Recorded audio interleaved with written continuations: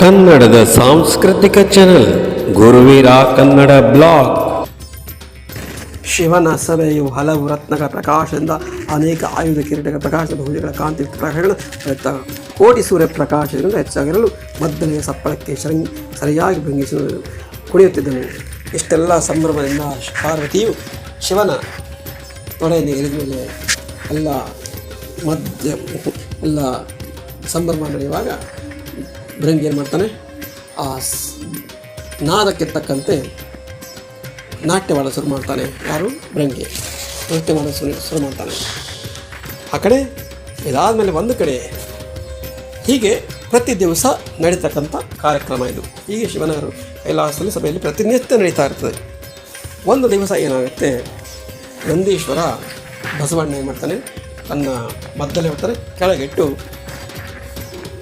ಶಿವನಿಗೆ ಎದುರಾಗಿ ನಿಂತು ದೀರ್ಘದಂಡ ನಮಸ್ಕಾರ ಮಾಡ್ತಾ ಇರ್ತಾನೆ.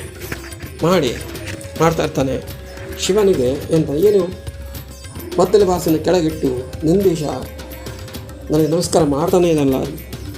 ನಂದೀಶ ಏನು ಅಂತ ಶಿವ ನಕ್ಕು ಕೇಳ್ತಾನೆ. ಅಪ್ಪ ಮಗುವೆ ಹೇಳು, ನಿನ್ನ ಅಭಿಪ್ರಾಯ ಏನು ಅಂತ ಹೇಳು.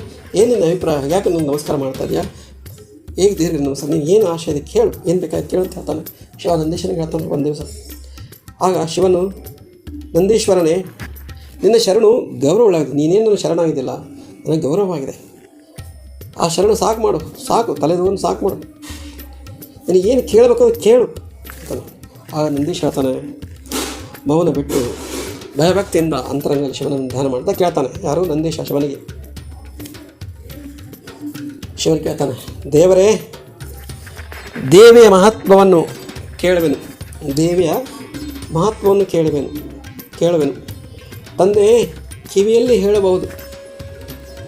ದಯಾ ಸಮುದ್ರನಾದ ನೀನು ದೇವಿಯ ಮಹಿಮೆಯನ್ನು ಹೇಳಿ ಉದ್ಧಾರ ಮಾಡು ಎನ್ನಲು. ಉದ್ಧಾರ ಮಾಡು, ದೇವಿಯ ಮಹಿಮೆಯನ್ನು ಹೇಳಿ ನಮಗೆ ಉದ್ಧಾರ ಮಾಡು.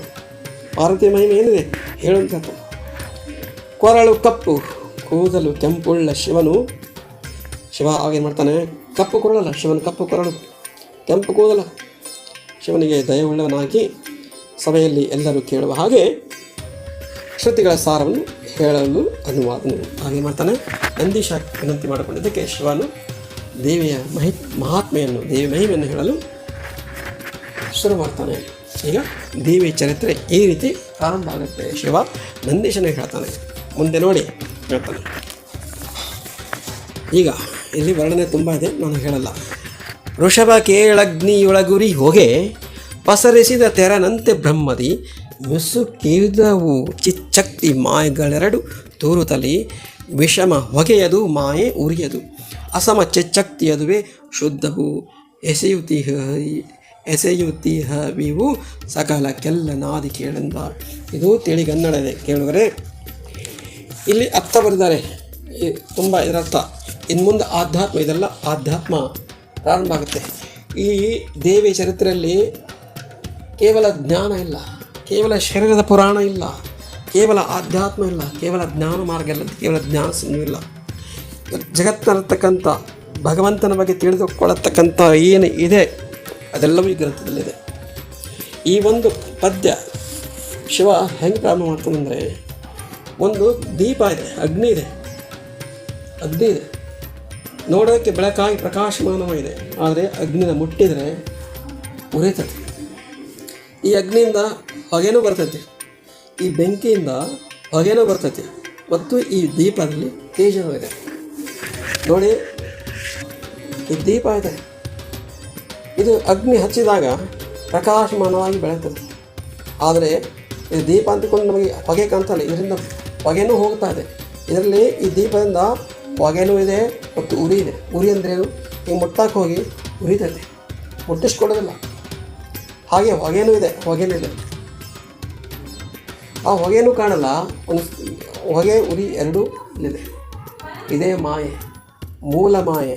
ವಿದ್ಯಾ ಮತ್ತು ಅವಿದ್ಯೆ ಅಂತ ಎರಡು ವಿಧವಾದ ಮಾಯೆ ಇದ್ದಾವೆ.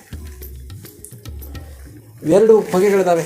ಒಂದು ಬಿಳಿ ಹೊಗೆ, ಚಿಚ್ಚಕ್ತಿ ಉರಿತದೆ, ಹೊಗೆ ಬರ್ತದೆ, ಒಂದು ಬಿಳಿ ಹೊಗೆ ಬರ್ತದೆ, ಒಂದು ಕಪ್ಪು ಹೊಗೆ ಬರ್ತದೆ. ಆ ಬಿಳಿ ಹೊಗೆ ಅಂತ ಏನಿರ್ತಲ್ಲ, ಆ ಬಿಳಿ ಹೊಗೆನೇ ವಿದ್ಯಾಮಾಯೆ. ಕರಿ ಹೊಗೆ ಅಂತ ಬರ್ತಲ್ಲ, ಅದು ಅವಿದ್ಯಾಮಾಯೆ. ನೋಡಿ, ಇದರಲ್ಲಿ ಬರ್ತಕ್ಕಂಥ ಶುದ್ಧ ಒಂದು ಅರಿವು, ಚಿಚ್ಚಕ್ತಿ ಏನಿದೆಯಲ್ಲ, ಪ್ರಕಾಶಮಾನತಕ್ಕ ಒಂದು ಚಿಚ್ಚಕ್ತಿ ಏನಿದೆಯಲ್ಲ ಉರಿ, ಅದುವೇ ಶುದ್ಧವಾದಂಥ ಒಂದು ಅರಿವು. ಅದೇ ಎಲ್ಲ ಕಡೆ ತುಂಬಿಕೊಂಡಿದೆ. ಅದರಿಂದನೇ ಮಾಯೆ ಪಸರಿಸಿದೆ. ಆ ಮಾಯೆ ಎರಡು ಥರ ಇದೆ, ಕಪ್ಪು ಮತ್ತು ಬೆಳಕು. ಬೆಳಪಾಗಿದ್ದೆ ವಿದ್ಯೆ ಅಂದರೆ ಸಕಾರಾತ್ಮಕವಾದ್ದು, ದಯೆ, ಕ್ಷಮೆ, ಕರುಣೆ, ಸತ್ವಕತೆ, ಒಳ್ಳೆಯದು. ಇದು ಇನ್ನು ಕಪ್ಪು ಹೊಗೆ, ಕೆಟ್ಟದ್ದು, ಕಾಮ, ಕ್ರೋಧ, ಮೋಹ, ಮದ, ಪಡಿ, ಬಡಿ, ಕಡಿ, ಇವೆರಡೂ ಕೂಡ ಅಲ್ಲಿಂದಲೇ ಮೂಲ ಸಂಕಲ್ಪ, ಮೂಲ ಮಾಯೆ, ಮೂಲ ಬ್ರಹ್ಮ, ಬೆಂಕಿ, ಅಗ್ನಿಯೇ ಮೂಲ. ಅದರಿಂದಲೇ ವಿದ್ಯೆ ಮತ್ತು ಅವಿದ್ಯೆ ಹುಟ್ಟಿಕೊಳ್ತವೆ. ಇದು ಹೆಚ್ಚಿನ ಒಂದು ಜ್ಞಾನಕ್ಕಾಗಿ ಓದಿದರೆ ಪುಸ್ತಕವನ್ನು ಕೊಂಡುಕೊಳ್ಳಿ, ಓದಿ. ಬಸವೇಶ್ವರರೇ, ಮಾಯೆ ಎಂಬ ಇದೆಲ್ಲ ಇದಕ್ಕೆ ಅವಶ್ಯಕತೆ ಇಲ್ಲ. ಇಷ್ಟು ನಾನು ಹೇಳಿದೆ, ಇಷ್ಟು ಸಾಕು ನಿಮಗೆ. ತುಂಬ ವರ್ಣನೆ ಇದೆ. ಇದು ಅಗ್ನಿ ಅಂಶ ಆಯ್ತಲ್ಲ, ವಿದ್ಯೆ ಮತ್ತು ಅವಿದ್ಯೆ ಎರಡು ಬೇಕೇ ಬೇಕು. ಒಳ್ಳೆಯದಿದೆ, ಕೆಟ್ಟದ್ದಿದೆ ಜಗತ್ತಿನಲ್ಲಿ.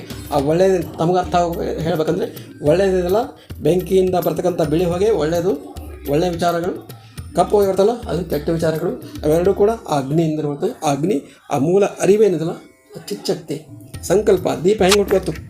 ದೀಪ ಆರ್ತು ಅಂತಂದರೆ ಏನಿಲ್ಲ, ಹತ್ತಿದಾಗ ಅರಿವು ಪ್ರಕಾಶ ಆಗುತ್ತೆ. ಈ ಭೂಮಿ ಹೀಗೆ ಯಾರೊಬ್ಬ ದೀಪ, ಈ ಭೂಮಿ ಅನ್ನೋದು ಜಗತ್ತನ್ನೋದು ಹಚ್ಚಿದ್ದಾರೆ, ಈಗ ಬೆಳಕಾಗಿದೆ. ಓಕೆನಾ? ಇದೆಲ್ಲ ನೀವು ತಿಳ್ಕೊಳ್ಳಿ. ಇದನ್ನು ನೀವು ಪುಸ್ತಕ, ನೀವು ಸಾಧ್ಯವಾದ ಪುಸ್ತಕ ಕೊಂಡ್ಕೊಂಡು ಇದೆಲ್ಲನೂ ಪ್ರಾರಂಭ ಆಗುತ್ತೆ. ಇದೆಲ್ಲ ವಿದ್ಯೆ, ಅವಿದ್ಯೆ, ಮಾಯೆ, ಇದೆಲ್ಲ ಬಗ್ಗೆ ಆಧ್ಯಾತ್ಮ ಬಗ್ಗೆ ಬರುತ್ತೆ. ಇದೆಲ್ಲ ಇದು ಮುಂದೆ ಸರ್ವಲೋಕಗಳಿಗೂ ಬ್ರಹ್ಮಾದಿ ತ್ರಿಮೂರ್ತಿಗಳಿಗೂ ಅರಸ ಒಡೆಯಳಾದ್ದರಿಂದ ರಾಜೇಶ್ವರಿ ಎಂಬ ನಾಮವುಳ್ಳ ರಾಜರಾಜೇಶ್ವರಿ ಮಹಾಜ್ಞಾನ ಪ್ರಕಾಶಗಳು, ನಿಜ ಬ್ರಹ್ಮ ಸ್ವರೂಪಗಳು, ಸತ್ಯವಸ್ತು ಎಂಬ ನಾಮದಿಂದ ಪ್ರಕಾಶಿಸುತ್ತಿರುವಳು. ಈ ನೋಡಿ, ಇದರಲ್ಲಿ ಶುದ್ಧ ಅರಿವು, ದೀಪದಲ್ಲಿ ಏನು ಉರಿಯದಲ್ಲ, ಆ ಉರಿ ಅದು ಶುದ್ಧ ಅರಿವು. ಅದು ಕಣ್ಣಿಗೆ ಕಾಣಲ್ಲ, ಅನುಭವಕ್ಕೆ ಮಾತ್ರ ಬರುತ್ತೆ. ಆ ಅರಿವು ಇದೆ, ಉರಿ ಇದೆ, ಚಿಚ್ಚಕ್ತಿ ಇದೆ, ಪ್ರಕಾಶಮಾನವಾಗಿದೆ, ಮುಟ್ಟಕ್ಕೆ ಹೋಗಲ್ಲ, ಅದರಿಂದ ಪ್ರಕಾಶ ಇದೆ.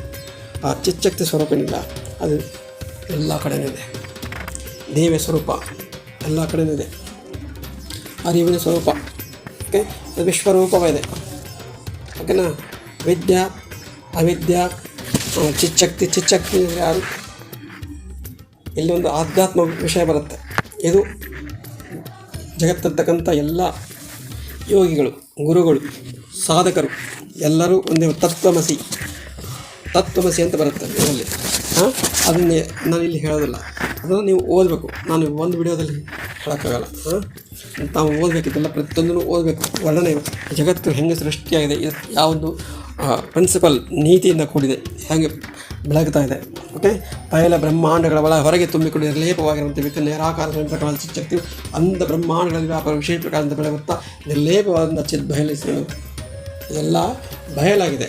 ಇದೆಲ್ಲ ನೀವು ಓದಬೇಕು. ಚಿಚ್ಚಕ್ತಿ. ನಾವು ನೇರವಾಗಿ ಇದಕ್ಕೆ ಹೋಗುವ, ಪುರಾಣಕ್ಕೆ ಹೋಗೋದು. ಜಗಜ್ಜನನಿಯು ತ್ರಿಮೂರ್ತಿಗಳಾದ ನೇರವಾಗಿ ಹೋಗೋಣ. ಸರ್ವ ಲೋಕಗಳಿಗೂ ಬ್ರಹ್ಮ ತ್ರಿಮೂರ್ತಿಗಳಿಗೂ ಅರಸಗಳಾದ್ದರಿಂದ ರಾಜರಾಜೇಶ್ವರಿ ಎಂಬ ನಾಮವುಳ್ಳ ರಾಜರಾಜೇಶ್ವರಿಯ ಮಹಾಜ್ಞಾನ ಪ್ರಕಾಶಗಳು, ನಿಜ ಬ್ರಹ್ಮ ಸ್ವರೂಪಗಳು, ಸತ್ಯವಸ್ತು. ಈ ಜಗತ್ತಿನಲ್ಲಿ ಸತ್ಯ ಅಂದರೆ ಏನಿಲ್ಲ, ಅವಳು ದೇವಿಯಾಗಿದ್ದಾಳೆ. ದೇವಿಯೊಬ್ಬಳೇ, ಅವಳೇ ಎಲ್ಲನೂ.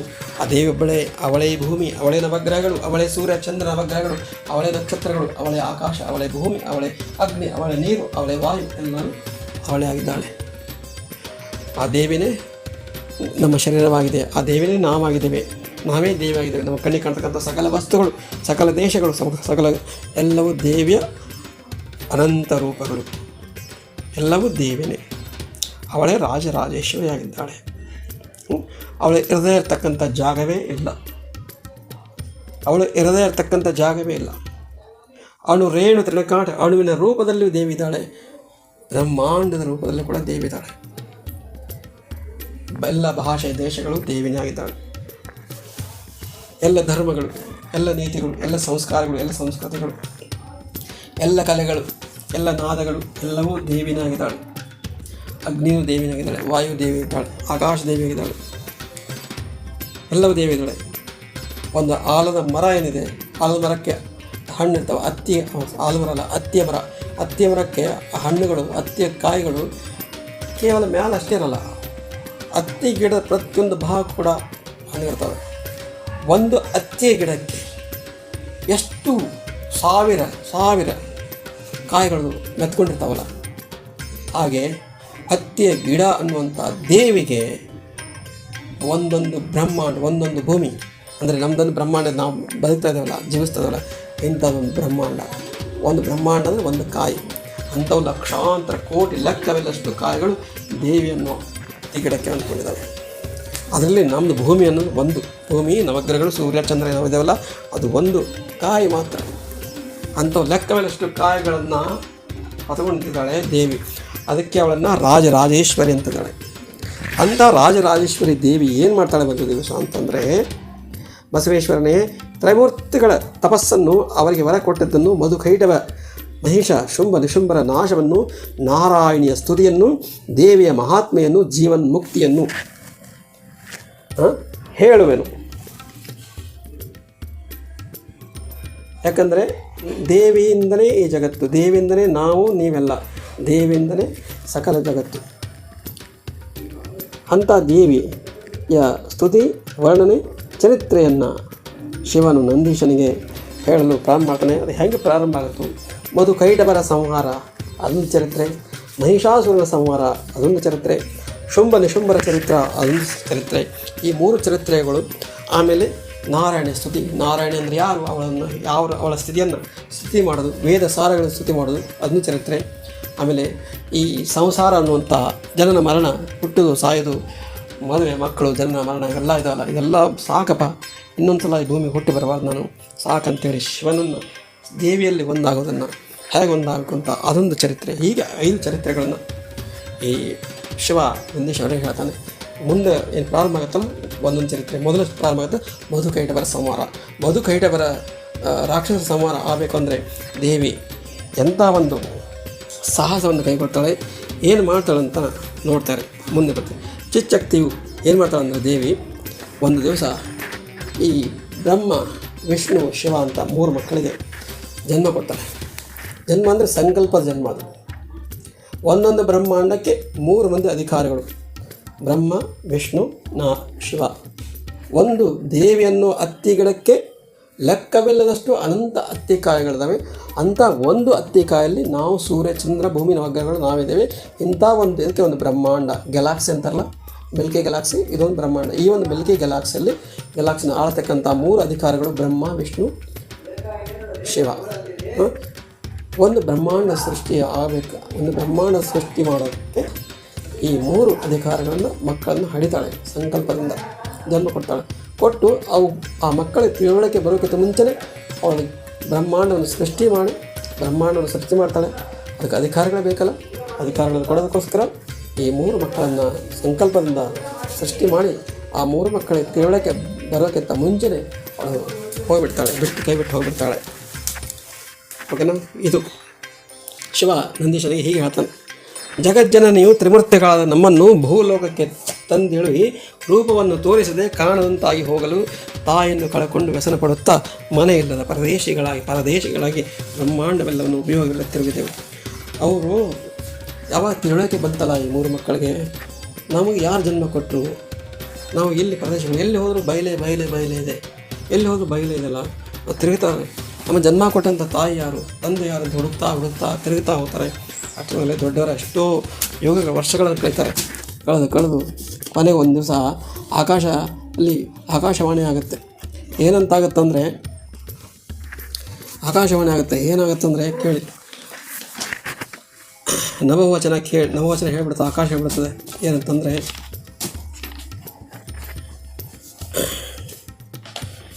ನವವಚನ ಕೇಳಿ ಮುಖವನ್ನು ಮೇಲೆ ಕೆತ್ತಲು ಕಾಲಪುರುಷರು ಆಕಾಶ ನೋಡ್ತದೆ. ಏನಂತ ನೋಡ್ತದೆ? ಆಕಾಶ ನುಡಿಯಾಕ ಮಾಡ್ತದೆ. ಅವಾಗ ಹೇಳ್ತಾರೆ, ಕಾರಣ ಪುರುಷರ ತಪ ಮಾಡಿರೆಂದು ಮತ್ತೆ ನುಡಿದು. ಆಮೇಲೆ ಅದು ಆಕಾಶ ಹೇಳ್ತದೆ, ನಿಮ್ಮನ್ನು ಜನ್ಮ ಕೊಟ್ಟಂಥ ತಾಯಿ ನಿಮಗೆ ಸೇರಬೇಕು ಅಂದರೆ ಅಲ್ಲಿ ಹುಡುಕಾಕೆ ಹೋಗಬೇಡ್ರಿ, ಅಲ್ಲಿ ಹುಡುಕೋದನ್ನು ನಿಲ್ಲಿಸಿ ಏನು ಹೇಳ್ತದೆ, ಶ್ರೇಷ್ಠ ಪುರುಷರ ದೇವಿಯು ತಪದಿಂದೊಲಿಸದೇ ತೋರಳು. ನಿಮ್ಮ ತಾಯಿ ದೇವಿ ನಿಮಗೆ ಸಿಗಬೇಕು ಅಂದರೆ ಹೀಗೆಲ್ಲ ತಿರುಗಾಡಿದ್ರೆ ಸಿಗೋದಿಲ್ಲ. ಅವಳಿಗೋಸ್ಕರ ನೀವು ತಪಸ್ಸನ್ನು ಮಾಡಬೇಕು. ತಪದಿಂದ ಉಳಿತಾಳೆ. ಅವಳಿಗೋಸ್ಕರ ಕಣ್ಣೀರು ಹಾಕಬೇಕು ಅಂದರೆ ಉಳಿತಾಳೆ. ತಪಸ್ಸು ಒಲಿಬೇಕು, ಕಣ್ಣೀರು ಹಾಕಬೇಕು, ವ್ರತ ಮಾಡಬೇಕು, ಏನೆಲ್ಲ ಮಾಡಬೇಕು. ನೀನು ಬೇಕೇ ಬೇಕು ಅಂತ ಕೂಡಬೇಕು. ಹಾಗೆ ಹೇಳ್ತಾರೆ ಕಾರಣಪುರುಷ ಆಕಾಶ ಹೇಳ್ತದೆ, ಕಾರಣಪುರುಷರಿಲ್ಲ ತಪ ಮಾಡಿರಿ, ಆಮೇಲೆ ಆಲೋಚಿಸ್ತಾ ಮನೋಹರವಾದ ಧ್ಯಾನ ಮಾಡಿ, ದೇವಿಗೋಸ್ಕರ ಆಸನ ಹಾಕಿ ಧ್ಯಾನ ಮಾಡಿ, ಸ್ಮರಣೆ ಮಾಡಿ ಅಂತ ನವವಚನ ಹೇಳ್ತದೆ. ಹೆಂಗೆ ಧ್ಯಾನ ಮಾಡಬೇಕು, ದೇವಿಯ ಧ್ಯಾನ ಹೇಗೆ ಮಾಡಬೇಕು ಅಂತ ಹೇಳ್ತದೆ. ಹೇಗೆ ಮಾಡಬೇಕು ದೇವಿಯ ಧ್ಯಾನ? ಜಗಜ್ಜನನನ್ನು ಬದಿಸಲಿಕ್ಕೆ ನೀವು ಪದ್ಮಾಸನ ಹಾಕಿರಿ. ಬಾಹ್ಯ ಇಂದ್ರಿಯಗಳ ವಿಷಯ ದೆಳೆದಾಟವನ್ನು ತಿರಸ್ಕರಿಸಿಬಿಡಿರಿ. ಮನ ನಿಲ್ಲುವವರೆಗೆ ಪ್ರಾಣವಾಯುವನ್ನು ಜಗ್ಗಿ ಆತ್ಮಸ್ವರೂಪವನ್ನು ಹೊಂದಿದರೆ ದೇವಿಯು ತಾವು ಒಂದೇ ಎಂದು ನಿಶ್ಚಯಿಸರಿ ಎಂದು ವಚನ ನುಡಿಯಿತು. ನೀವು ಪದ್ಮಾಸನ ಹಾಕಿಕೊಂಡು ಬಾಹ್ಯ ಇಂದ್ರಿಯಗಳು ಕಣ್ಣು, ಮೂಗು, ನಾಲಿಗೆ ಈ ಪಂಚೇಂದ್ರಿಯಗಳನ್ನು ನಿಯಂತ್ರಣ ಮಾಡಿ, ಮೆಡಿಟೇಷನ್ ಮಾಡಿ, ಧ್ಯಾನ ಮಾಡಿ, ನಿಯಂತ್ರಣ ಮಾಡಿ, ಉಸಿರಾಟವನ್ನು ನಿಯಂತ್ರಣ ಮಾಡಿ, ಎಲ್ಲ ಮಾಡಿ ಧ್ಯಾನ ಮಾಡಿ ಅಂತ ಹೇಳ್ತದೆ. ಮನ ನಿಲ್ಲಬೇಕು, ಮನ ಹರಿದಾಳ ನಿಲ್ಲಬೇಕು, ಮನ ನಿಲ್ಲಬೇಕು. ನಿಂತು ದೇವಿ ನಾನು ಬೇರೆಲ್ಲ ಅಂತ ರೀತಿಯಲ್ಲಿ ಆ ರೀತಿ ತಪಸ್ಸು ಮಾಡು ಅಂತ ಹೇಳ್ತದೆ. ಹೀಗೆ ಅದು ಹೇಳ್ತದೆ ದೇವಿನ ಹೆಂಗೆ ಆರಾಧನೆ ಮಾಡಬೇಕು ಅಂತ ಆಕಾಶ ಅವ್ರಿಗೆ ಹೇಳಿಕೊಡ್ತದೆ 3 ಮಂದಿ ಮಕ್ಕಳಿಗೆ. ಅದನ್ನು ಪುಸ್ತಕದಲ್ಲಿ ಎಲ್ಲ ಇದೆ, ತಾವು ಓದಬೇಕು. ನಾನು ಈಗ ಈ ವಿಡಿಯೋದಲ್ಲಿ ನವರಾತ್ರಿ ಪೂಜೆ ಈ ವಿಡಿಯೋದಲ್ಲಿ ಕಥೆ ಮಾತ್ರ ಹೇಳೋಕ್ಕೆ ಪ್ರಯತ್ನ ಮಾಡ್ತೇನೆ. ಧ್ಯಾನ ಹೇಗೆ ಮಾಡಬೇಕು ಅಂತ ತ್ರಿಮೂರ್ತಿಗಳೇ ಎಲ್ಲ ಅದನ್ನು ಓಡಿ ಮುಂದೆ ಏನಾಗ್ತದೆ, ಬಸವೇಶನಿಗೆ ಕೇಳು, ಶಿವ ಹೇಳ್ತಾನೆ ನಂದೀಶನಿಗೆ, ಬಸವೇಶನಿಗೆ ಕೇಳು, ನಾವು 3 ಆಕಾಶವಾಣಿಯನ್ನು ಕೇಳಿ ಅದೇ ಕಾಲಕ್ಕೆ ಮನಸ್ಸಿನ ಎಲ್ಲ ಚಿಂತೆಯನ್ನು ಬಿಟ್ಟು ಪದ್ಮಾಸನ ಹಾಕಿ ಕುಳಿತೆವು. ಮುಂದೆ ಹರಿಯುವ ಮನಸ್ಸಿನ ವ್ಯವಹಾರವನ್ನು ನಿಲ್ಲಿಸಿ ದೇವಿ ಸ್ವರೂಪವನ್ನು ಚೆನ್ನಾಗಿ ಆಕಾಶವಾಣಿ ಹೆಂಗೆ ಹೇಳ್ತು, ಹೆಂಗೆ ಆರಾಧಿಸಬೇಕು, ಹೆಂಗೆ ತಪಸ್ಸು ಮಾಡಬೇಕು ಅಂತ ಹೇಳ್ತು. ಅದೇ ಪ್ರಕಾರ ಮಾಡ್ತಾರೆ. ಅದೇ ಪ್ರಕಾರ 1 ವರ್ಷ ಅಲ್ಲ, 2 ವರ್ಷ ಅಲ್ಲ, 1000 ವರ್ಷಗಳ ಕಾಲ ತಪಸ್ಸು ಮಾಡ್ತಾರೆ. ತಪಸ್ಸು ಮಾಡ್ತಾರೆ. ಆದರೂ ಕೂಡ ದೇವಿ ಸಿಗೋದಿಲ್ಲ. ಮನ ನಿಲ್ಲಿಸ್ತಾರೆ, ಉಸಿರಾಟ ನಿಲ್ಲಿಸ್ತಾರೆ, ಹಠ ಯೋಗ ಮಾಡ್ತಾರೆ, ಆದರೂ ದೇವಿ ಸಿಗೋದಿಲ್ಲ. ಏನು ಮಾಡಬೇಕು ದೇವಿ ಸಿಗುತ್ತಿಲ್ಲ. ಕೋಟಿ ಯುಗಗಳು ಹೋಗಲು ಎಷ್ಟು ಕೋಟಿ ಯುಗಗಳು ಹೋಗ್ತವೆ. ಅಂದರೆ ಒಂದು ಜನ್ಮಕ್ಕೆ ದೇವಿ ಒಲಿಬೇಕಾದ್ರೆ ಒಂದು ಜನ್ಮಕ್ಕೆ, ಇದರ ಅರ್ಥ ಏನು ಗೊತ್ತಾ? ಕೋಟಿ ಯುಗಗಳು ತಪಸ್ಸು ಮಾಡಿದ್ರು ಕೂಡ ದೇವಿ ಸಿಗಲಿಲ್ಲ. ಅದರ ಅರ್ಥ ಏನು ಗೊತ್ತಾ?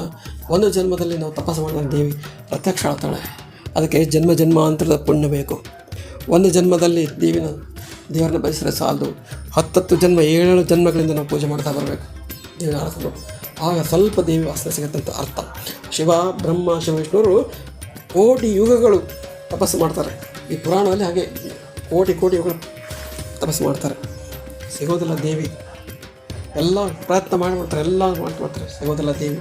ಮತ್ತೆ ಧೈರ್ಯ ಮಾಡಿ ಕೂತ್ಕೊಳ್ತಾರೆ, ಇಲ್ಲ ನಾವು ಬಿಡೋದಿಲ್ಲ, ದೇವಿ ನೋಡಲೇಬೇಕು, ಬರಲೇಬೇಕು ದೇವಿ ಅಂತ. ಮತ್ತು ಧೈರ್ಯದಿಂದ ದೇವಿಯ ಪಾದಗಳನ್ನು ಮನಸ್ಸಿನಲ್ಲಿ ಬಲಾತ್ಕಾರಿಸಿ, ದೇವಿಯ ಪಾದಗಳನ್ನು ಮನಸ್ಸಿನಲ್ಲಿ ಕಣ್ಮುಂದೆ ಇಟ್ಟುಕೊಂಡು ಬಲಾತ್ಕಾರವನ್ನು ಹಿಡಿದು ವಾಯುವನ್ನು ಮೇಲಕ್ಕೇರಿಸಿ ಓಂಕಾರನಾದ ಸ್ವರೂಪಗಳ ಸಮೂಹವನ್ನು ಕೇಳುತ್ತಾ ಮೂರ್ತಿಯಲ್ಲಿ ಜ್ಞಾನ ಪ್ರಕಾಶ ಬೆಳಕನ್ನು ಹತ್ತಿಕ್ಕೆ ಮನಸ್ಸು ಮೂರ್ತಿಯನ್ನೇ ಸುತ್ತುವರಿತ ಕೈವಶವಾಗಂತೆ ಕೆಲ ದಿವಸ ಮಾಡಿದೆವೆಂದು ಶಿವನು ಹೇಳಿದನು. ಎಷ್ಟೇ ಕಷ್ಟ ಬಂದರೂ ಪ್ರಾಣಾಂತ ಸಮಯ ಬಂದರೂ ದೇವರ ದರ್ಶನ ಮಾಡಿಕೊಳ್ಳದೆ ಬಿಡುವುದಿಲ್ಲ. ದೇವಿನ ಒಲಿಸ್ಕೊಳ್ಳೇಬೇಕು, ದೇವಿ ನಮ್ಮ ಕಣ್ಮುಂದೆ ಬರಲೇಬೇಕು, ನಮ್ಮ ಪ್ರತ್ಯಕ್ಷ ಆಗಲೇಬೇಕಂತ ಹಠ ಮಾಡಿ ಓದಾಕ್ಷರ ಮಾಡ್ತಾರೆ, ಹಠ ಮಾಡಿ ತಪ ಮಾಡ್ತಾರೆ. ದೇವಿ ಬರುತ್ತಿರುವಳೋ ಹೇಗೋ, ಯಾವಾಗ ಬರ್ತಾಳಪ್ಪ ದೇವಿ ಎಂದು ಕಣ್ಣು ದೇವಿ ಬಂದಲ್ಲ ಅಂತ ಒಂದ್ಸಲ ಕಣ್ಣು ತೆಗಿತಾರೆ. ಬಂದಿರೋದಿಲ್ಲ. ಮತ್ತೆ ದೇಹಗಳನ್ನು ಮರಿತಾರೆ, ಅದನ್ನು ನಿಲ್ಲಿಸ್ತಾರೆ, ವಾಯು ನಿಲ್ಲಿಸ್ತಾರೆ, ಸ್ಮರಣೆ ಮಾಡ್ತಾರೆ. ಹೀಗೆ ಎಷ್ಟು ಮಾಡ್ತಾರೆ. ಕೊನೆ ಕಣ್ಣೀರು ಹಾಕ್ತಾರೆ. ಯಾಕೆ ದೇವಿ ಎಮ್ಮನ್ನು ರಕ್ಷಿಸಲು ಯಾಕೆ ಕಾಣುವುದಿಲ್ಲ, ನೀನು ಕಾಣಿಸುವುದಿಲ್ಲ? ನಿಮ್ಮ ಶರೀರವನ್ನು ಯಾಕೆ ತೋರಿಸೋದಿಲ್ಲ ದೇವಿ? ನಿಮ್ಮ ಶರೀರ ಯಾಕೆ ತೋರಿಸ್ತಾ ಇಲ್ಲ? ನಮ್ಮನ್ನು ಏಕೆ ಮರೆತಿರುವೆ? ನಮ್ಮನ್ನು ಯಾಕೆ ಮತ್ತೆ ದೇವಿ ನೀನು? ನಮ್ಮ ಮಾತನ್ನು ಏಕೆ ಕೇಳಲ್ವಿ? ನಾವು ಎಷ್ಟು ಮಾತಾಡ್ತಾ ಇದ್ದೀವಿ, ತಪಸ್ಸು ಮಾಡ್ತಿದ್ವಿ, ನೀನೇನು ಕೇಳಿಸ್ತಾ ಇಲ್ವಾ, ಕಾಣ್ತಾ ಇಲ್ವಾ? ಏನು ಕಾರಣ ಬರಲ್ಲ? ಏನು ಕಾರಣ? ನಮ್ಮ ನಡೆದು ಹೋಗಿದಲ್ಲ, ಮತ್ತೆ ಬರಬೇಕು ಅನ್ನಿಸ್ತಾ ಇಲ್ವಾ? ಯಾಕೆ ಬರ್ತಾ ಇಲ್ಲ? ಭಯವಿಲ್ಲದಿರುವಿಕೆಯನ್ನು ಕೊಡಲು ನಮಗೆ ಇಲ್ಲಿ ಭಯ ಇದೆ, ಎಲ್ಲ ಕಡೆ ಭಯ ಇದೆ. ನಾವು ಹೆಂಗಿರಬೇಕು, ಹೆಂಗೆ ಬದುಕಬೇಕು, ಏನು ಹೇಳೋಕ್ಕೆ ಬರ್ತಾ ಇಲ್ವ ನೀನು? ಎಮ್ಮನು ಏನು ಕಾರಣ ಹುಟ್ಟಿಸಿ, ಯಾವ ಕಾರಣಕ್ಕೋಸ್ಕರ ನಮ್ಗೆ ಹುಟ್ಟಿಸಿದ್ದೀನಿ ನೀನು? ನಮ್ಮವರನ್ನಂತ ಕಣ್ಣೀರು ಹಾಕಿ ಅಳ್ತಾ ಇರ್ತಾರೆ. ಆಗ ಮೇಲೆ ಹೇಳಿದ ಪ್ರಕಾರ ಬಹುಕಾಲದ ತಪಸ್ಸು ಮಾಡಿದಾಗ ಒಂದು ದಿವಸ ಆಕಾಶ ನುಡಿತದೆ. ಏನು ನುಡಿತದೆ ಕೇಳಿ. ಮೇಲೆ ಹೇಳಿದ ಪ್ರಕಾರ ಬಹುಕಾಲ ದೇವಿಯನ್ನು ಧ್ಯಾನಿಸುತ್ತಿರಲು ಮೂವರಿಗೆ ಶುಭ ಸೂಚಕವಾದ ಬಲಗಣ್ಣು ಬಲಭುಜಗಳು ಉನ್ನಯಿತು. ಒಂದು ದಿವಸ ಏನಾಗ್ತಾ ಒಮ್ಮೆ ಬಲಗಣ್ಣು ಹಾರಸ್ ಮಾಡ್ತದೆ. ಗಂಡು ಮಕ್ಕಳಿಗೆ ಬಲಗಣ್ಣು, ಹೆಣ್ಣು ಮಕ್ಕಳಿಗೆ ಎಡಗಣ್ಣು, ಗಂಡು ಮಕ್ಕಳು ಬಲಭುಜ ಎಡಗಣ್ಣು. ಇದನ್ನು ಒಳ್ಳೆಯದಂತ ಶುಭ ಸೂಚಕಗಳಾಗ್ತವೆ. ಅವ್ರಿಗೆ ಬಲಗಣ್ಣು ಹಾರಸ್ ಮಾಡ್ತದೆ, ಬಲಭುಜ ಹಾರಸ್ ಮಾಡ್ತದೆ. ಆಕಾಶದ ಚಿಂತೆಯನ್ನು ಬಿಡಿರಿ, ಏಕೋ ದೇವಿ ಬಂದಳು. ಆಕಾಶ ಹೇಳ್ತದೆ, ಯೋ ಚಿಂತೆ ಬಿಡಿರಿ ಮಕ್ಕಳೇ, ನೋಡಿ ದೇವಿ ಬಂದಳು. ಆಕಾಶವನ್ನು ನಡೆಯಲು ಅಂತರಂಗದಲ್ಲಿ ಚಿದಾನಂದ ಶ್ರೇಷ್ಠಗಳು. ಆಕಾಶ ನೋಡ್ರಿ ದೇವಿ ಬರ್ತಾ ಇದ್ದಾಳೆ ಅಂತ ಹೇಳ್ತದೆ. ಆಗ ಅವ್ರಿಗೆ 3 ಮಂದಿ ಮಕ್ಕಳಿಗೆ ಬ್ರಹ್ಮ ವಿಷ್ಣು ಮಹೇಶ್ವರಿಗೆ ಖುಷಿ ಆಗುತ್ತೆ. ಇಲ್ಲಿಗೆ 1ನೇ ಅಧ್ಯಾಯ ಮುಗಿತದೆ. ಪ್ರಥಮೋಧ್ಯಾಯ ಸಂಪೂರ್ಣಂ ಇತಿ ಶ್ರೀಮತ್ ಪರಮಹಂಸ ಪರಿವ್ರಾಜಕಾಚಾರ್ಯ ಶ್ರೀ ಚಿದಾನಂದ ಗುರುವೈರ ಚರಣ ಪದ್ಮದ್ಭಿರೇವ ಶ್ರೀ ಚಿದಾನಂದಾವಧೂತ ವಿರಚಿತ ಪಾರ್ವತಿ ಮಹಾತ್ಮೆಯೋಳು ತ್ರಿಮೂರ್ತಿ ತಪವೆಂಬ ಪ್ರಥಮೋಧ್ಯಾಯ. ಇಲ್ಲಿಗೆ 1ನೇ ಅಧ್ಯಾಯ ಮುಗಿತು. ಹೀಗೆ ಅಧ್ಯಾಯ ಮುಗಿಸಿ ಪುಸ್ತಕವನ್ನು ಮುಚ್ಚಬಾರ್ದು, ಪೂಜೆ ಮಾಡಿ ಮುಚ್ಚಬೇಕು. ಪೂಜೆ ಮಾಡುವ ಗಂಗೆಯನ್ನು ಅರ್ಪಿಸುತ್ತೇನೆ, ಅರಿಶಿಣವನ್ನು ಅರ್ಪಿಸುತ್ತೇನೆ, ಕುಂಕುಮವನ್ನು 2 ಸಲ ಅರ್ಪಿಸುತ್ತಿದ್ದೇನೆ. ನನ್ನ ಕಡೆ ಹೂವು ಇಷ್ಟ ಅರ್ಪಿಸಿದ್ದೇನೆ. ಧೂಪವನ್ನು ಬೆಳಗುತ್ತಿದ್ದೇನೆ. 1ನೇ ಅಧ್ಯಾಯ. ಓಂ ಸದ್ಗುರುವೇ. ನೋಡಿ ವೀಕ್ಷಕರೇ, ಏನೇ ಮಾಡಿ ದೇವರ ಸನ್ನಿಧಿಯನ್ನು ಪಡೆಯಬೇಕು, ದೇವರ ಒಲವೇ ಕಳಿಸ್ಬೇಕು, ಕರುಣೆ ಸಂಪಾದಿಸಬೇಕಂದ್ರೆ ಗುರು ಕರುಣೆ ಮೊದಲಾಗಬೇಕು. ಗುರು ಮೊದಲು. ನಮ್ಮ ಭಾರತ ಸಂಸ್ಕೃತಿಯಲ್ಲಿ ತಂದೆ ತಾಯಿ ಗುರುವಿಗೆ ಬಹಳ ಮಹತ್ವ ಇದೆ. ದೇವರ ಸನ್ನಿಧಿ ಪಡಿಬೇಕು, ದೇವರ ಕರುಣೆ ಸಂಪಾದಿಸಬೇಕಂದ್ರೆ ಮೊದಲು ಗುರುವಿನ ಕರುಣೆ ಬೇಕು. ಓಕೆ. ಓಂ ಶರಣ್ಯ ಸ್ವಯಂಭಗೆ ಗೌರಿ ನಾರಾಯಣ ನಮೋಸ್ತುತೇ. ಓಂ ಗುರು ಬ್ರಹ್ಮ ಗುರು ವಿಷ್ಣು ಗುರುದೇವ ಮಹೇಶ್ವರ ಗುರು ಸಾಕ್ಷಾತ್ ಪರಬ್ರಹ್ಮ ತಸ್ಮೈ ಶ್ರೀ ಗುರವೇ ನಮಃ.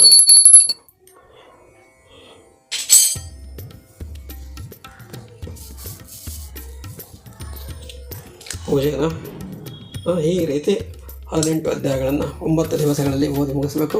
ಅದು ಹೆಂಗಂದರೆ ಗಡಬಡ ಮಾಡಿ ನಾರ ಮಾಡಿ ಮುಗಿಸ್ಬೇಕಂತಕೊಂಡು ಮುಗಿಸಬಾರ್ದು. ಅರ್ಥ ಪ್ರತಿಯೊಂದನ್ನು ಅರ್ಥ ಮಾಡಿಕೊಂಡು ಓದಬೇಕು. ದೇವಿ ಪಾರಾಯಣ ಮಾಡಬೇಕಂದ್ರೆ ದೇವಿ ಪಾರಾಯಣ ಒಂದಂತಲ್ಲ, ಯಾವುದೇ ಗ್ರಂಥವನ್ನು ಪಾರಾಯಣ ಮಾಡಿ ಅರ್ಥ ಮಾಡ್ಕೊಂಡು ಓದಬೇಕು. ಓಂ ಸರ್ವಮಂಗಳ ಮಾಂಗಲ್ಯ ಶಿವೆ ಸರ್ವಾರ್ಥಸಾಧಿಕೆ ಶರಣ್ಯ ತ್ರ್ಯಂಬಕೆ ಗೌರಿ ನಾರಾಯಣ ನಮೋಸ್ತುತೇ. ಓಂ ಸದ್ಗುರುವೇ ನಮಃ. ಓಂ ಸದ್ಗುರುವೇ ನಮಃ. ಸದ್ಗುರುವೇ ನಮಃ. ಶ್ರೀ ಚಿದಾನಂದಾವಧೂತ ನಮಃ. ನಮಗೆಷ್ಟು ಭಕ್ತಿ ಇದೆ, ನಮಗೆಷ್ಟು ಸಾಧ್ಯ ಇದೆ, ಅದು ಆರ್ಥಿಕವಾಗಿರ್ಬೋದು, ನೈತಿಕವಾಗಿರ್ಬೋದು, ನಮಗೇನು ತಿಳಿದಿದೆ, ಜ್ಞಾನ ಇರ್ಬೋದು, ನಮಗೆಷ್ಟು ಜ್ಞಾನ ಇದೆ ಪೂಜೆ ಬಗ್ಗೆ, ನಮಗೆಷ್ಟು ಆರ್ಥಿಕತೆ ಇದೆ, ಅಷ್ಟೇ ಸಾಧ್ಯ ಅಷ್ಟೇ. ಆದರೆ ಮನಸ್ಸು ನಿಲ್ಲಿಸಬೇಕು, ಅದಕ್ಕೆ ಮಾತ್ರ ಎಷ್ಟು ಸಾಧ್ಯ ಅನ್ಬಾರ್ದು. ಓಂ ದೀಪಂ ಅರಿಶಿಣ ಚಂದನಂ ಪುಷ್ಪಂ ಧೂಪಂ ಘಂಟನಾದಂ ನೈವೇದ್ಯಂ ಸಮರ್ಪಯಾಮಿ. ಇಲ್ಲಿಗೆ 1ನೇ ಅಧ್ಯಾಯ ಮುಗಿಯಿತು. ವೀಕ್ಷಕರೇ, ಮುಂದಿನ ವಿಡಿಯೋದಲ್ಲಿ 2ನೇ ಅಧ್ಯಾಯವನ್ನು ಪ್ರಾರಂಭ ಮಾಡುತ್ತೇನೆ. ದಯವಿಟ್ಟು ನಮ್ಮ ಈ ನವರಾತ್ರಿ ದೇವಿ ಚರಿತ್ರೆಗೆ ನಮ್ಮ ಬೆಂಬಲ ಕೊಡಿ. ಈ ಭಕ್ತರಿಗೆ ಯಾರಿಗೆ ಗೊತ್ತಿದ್ದವರಿಗೆ ತಿಳಿಸಿ. ದೇವಿಯ ಕರುಣೆಗೆ ಪಾತ್ರರಾಗಿ ನನ್ನ ಪ್ರಯತ್ನವನ್ನು ನಾನು ಮಾಡುತ್ತೇನೆ. ನಾನು ಈ ದೇವಿ ಚರಿತ್ರೆಯನ್ನು ಬರೆದಂಥವರಿಗೆ, ಪ್ರಕಾಶಕರಿಗೆ, ಇದನ್ನು ದೇವಿ ಚರಿತ್ರೆನ ಒದಗಿನ ಪ್ರಕಾಶಕರಾದ ಶಾಬಾದಿ ಮಠ್ ಪ್ರಕಾಶಕರು, ಅವರಿಗೂ ನಾನು ಚರವಣಿಯಾಗಿದ್ದೇನೆ. ಅವರು ಇದನ್ನು ಮುದ್ರಣ ಮಾಡಿ ಜಗತ್ತಿಗೆ ಬಿಟ್ಟಿದ್ದಾರೆ ಅಂತಕೊಂಡು ನಾವು ಓದ್ತಾ ಇದ್ದೇವೆ. ಅವರ ಪ್ರಯತ್ನ ಇದರಲ್ಲಿ ಬಹಳ ಇದೆ. ಅವರಿಗೆ ನಾನು ಚರವಣಿಯಾಗಿದ್ದೇನೆ. ಅವರಿಗೆ ಒಳ್ಳೆಯದಾಗಲಿ, ಓದುಗರಿಗೆ ಒಳ್ಳೆಯದಾಗಲಿ, ಕೇಳುಗರಿಗೆ ಒಳ್ಳೆಯದಾಗಲಿ. ಸದ್ಗುರುವೇ ನಮಃ. ಹಾಗೆ ಇಲ್ಲೇನು ಅಂತಂದರೆ, ಒಂದು ನಾನು ಇಲ್ಲಿ ಮಾಡ್ತೇನೆ, ಇಲ್ಲೊಂದೇನೋ ಇತ್ತು. ಇಲ್ಲಿ ನಾನು ಓದುವಾಗ ನಾನು ಇಲ್ಲಿಗೆ ಬಿಟ್ಟಿದ್ದೆ ಅಂತ ಹೇಳೋಕ್ಕೆ ಒಂದು ನೆನಪು. ಮತ್ತು ಪುಸ್ತಕವನ್ನು ಮುಚ್ಚಿದ ಮೇಲೆ ಮುಖಪಟಕ್ಕೆ ಪೂಜೆ, ಗಂಗೆಯನ್ನು ಅರ್ಪಿಸ್ತೇನೆ, ಗಂಧ ಅರಿಶಿಣವನ್ನು ಅರ್ಪಿಸ್ತೇನೆ. ತಾಯಿಗೆ ದೇವಿಗೆ ಅರಿಶಿಣ ಕುಂಕುಮ ಭಾಳ ಪ್ರಿಯ, ಮುತ್ತೈದೆ, ಸರ್ವಮಂಗಳವಳು, ಅವಳಿಗೆ ಅರಿಶಿಣ ಕುಂಕುಮನೇ ಭಾಳ ಮುತ್ತು. ಅರಿಶಿಣ ಕುಂಕುಮ, ಹೂವು, ಹಂಪಲು, ಓಂ ಸರ್ವಮಂಗಳ ಮಾಂಗಲ್ಯೇ ಶಿವೆ ಸರ್ವಾರ್ಥಸಾಧಕಶರಣ್ಯೇ ನಮಃ. ಆರತಿಯನ್ನು ಮಾಡಬೇಕು. ಓಂ ಸರ್ವಮಂಗಳ ಮಾಂಗಲ್ಯೇ ಶಿವೆ ಸರ್ವಾರ್ಥಸಾಧಕಶರಣ್ಯೇ ನಾರಾಯಣ ಮುಗಿಸಿದೆ.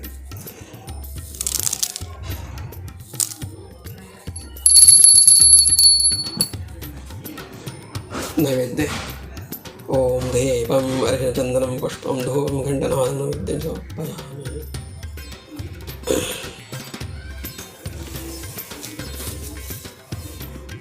ವೀಕ್ಷಕರೇ, ಒಂದೊಂದು ಅಧ್ಯಾಯಗಳು ನಾನು ಈಗಲೇ ಹೇಳ್ತೇನೆ, ಒಂದು ಅಧ್ಯಾಯನ ವಿಡಿಯೋ ರೂಪದಲ್ಲಿ ಪಬ್ಲಿಷ್ ಮಾಡೋದು ಸಣ್ಣ ಮಾಡೋಕ್ಕಾಗಲ್ಲ. ಅದು 1 ಗಂಟೆನೂ ಆಗ್ಬೋದು, 2 ಗಂಟೆ ಆಗ್ಬೋದು. ನಿಮ್ಗೆ ಎಷ್ಟು ಸಾಧ್ಯ ಅಷ್ಟು ನೋಡಿ, ಪೂರ್ತಿ ವಿಡಿಯೋನ ನೋಡ್ಬೇಕಂತೇಳಿ. ಧನ್ಯವಾದಗಳು.